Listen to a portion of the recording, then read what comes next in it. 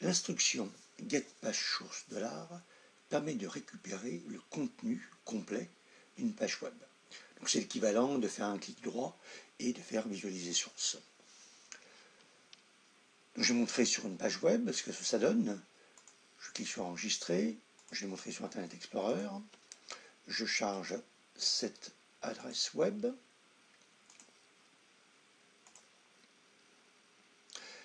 Et donc je vais récupérer le code source de l'ensemble de cette page. J'arrête l'enregistrement. Je vais indiquer la synchronisation sur la page. Donc le titre c'est page news.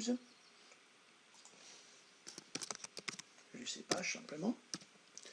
Puis récupérer le contenu en faisant getPageSource$. Et je vais faire afficher ce contenu. Donc le source complet. Je ferme ma page web. J'exécute. Donc la page web est lancée à nouveau. Et getPageSource va donner l'ensemble du contenu de la page. Là où getPageSource$ est intéressant, c'est cette instruction permet de récupérer n'importe quel contenu qui se trouve affiché dans la page. Pour cela, je vais utiliser l'assistant de extractBetween$ et je vais donc mettre le contenu du source dans le presse-papier pour pouvoir ensuite travailler sur l'ensemble du source grâce à l'assistant de extractBetween.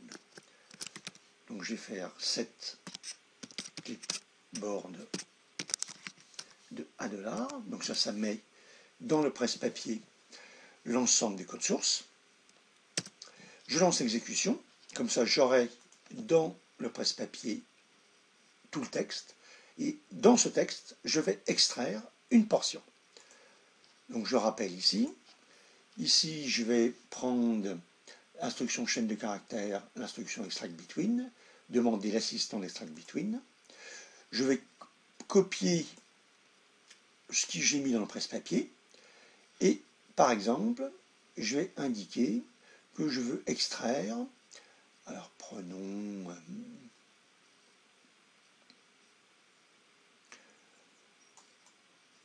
voilà, il faut capturer leur contenu quel que soit le jour. Je vais donc demander d'extraire entre autres points, donc je copie, non pas le début de la chaîne initiale, mais cette chaîne, coller. Je ne veux pas l'inclure, puisque je veux commencer à il faut capturer. Et je ne veux pas aller jusqu'à la fin de la chaîne, mais simplement jusqu'à ce inférieur /h. Copier, coller. Et je l'exclus. Je vais supprimer les caractères non imprimables aux extrémités. J'affiche la chaîne résultat. Et donc ça me capture bien la portion de texte que je veux à l'intérieur de l'ensemble du code source. Je colle dans le script. Ça m'a généré un certain nombre d'instructions. Donc je vais faire un peu le ménage. Je n'ai pas besoin de faire le getClipboard puisque en fait c'est $$ directement qui va contenir la chaîne de caractères dont je veux extraire quelque chose. Donc j'enlève tout ça. Et donc là, j'ai extrait de l'ensemble de mon code source le texte qu'il y a entre autres et points que j'exclus et inférieur /h que j'exclus. Si maintenant, pour vérifier, je veux faire afficher, je fais toujours mon MLGbox. L'instruction trim$ permet d'enlever tout caractère parasite du style espace, tab, qui se trouve à gauche ou à droite de la chaîne de caractères. Je lance l'exécution et j'ai donc mon contenu qui s'affiche. Donc getPageSource$, l'intérêt c'est de pouvoir extraire n'importe quoi d'une page web. C'est la fin de cette vidéo.